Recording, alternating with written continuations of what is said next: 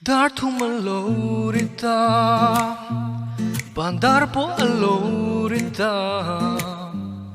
Ilam tuang kan pana Tumadang telovin Inruna katlasea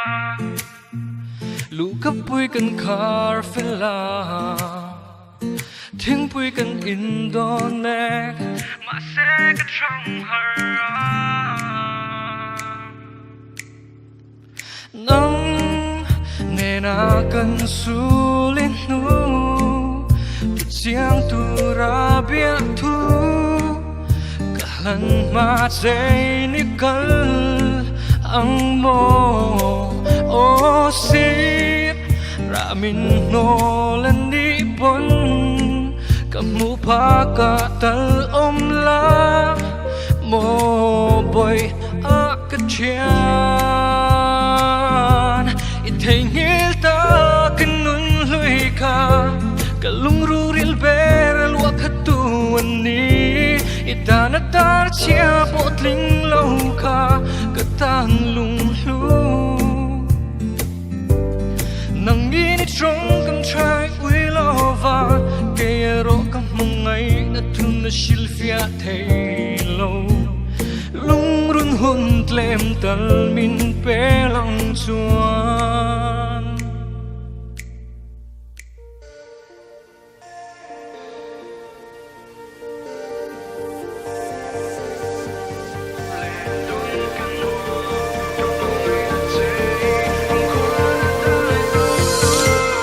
Liam may lakol kila Ithin lung pin dan kila Milaw da ring chila Endang madolo pi Min kong ay lawa miya Ibang kati ng miya Vang khol lui ron chuan chila Sipuy ang ilaw leng la Nang nerakan sulit nu Titiang tu rabia tu Kalan mate inikal ang mo O si ramin nolan nipon Kamukha katal omla Mo boy akatyan Tengil ta kanung hui ka Talurong bilbel wakatuan ni Itanatar siya poting low ka Katang lunglu Nangini chong kam chay uy loba Kayero kam mangay Natun na silpia haylo Lungurun hun kem talmin pelang chuan Zoram dung lệ vàng cần phăng chua căng ngà Buanel ram dai lian tiari lung len ta Hun tlem tal min pe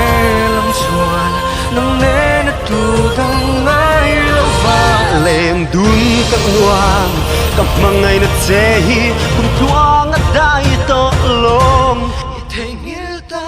kanun lui ka Kalung ruril beral wakatuan ni Itanatar siya poting law ka Katang lunglu Nangini chong kam chay huilova Kayero kam mangay atun na silfiat haylo Lungrun hun tlem talmin perang suwa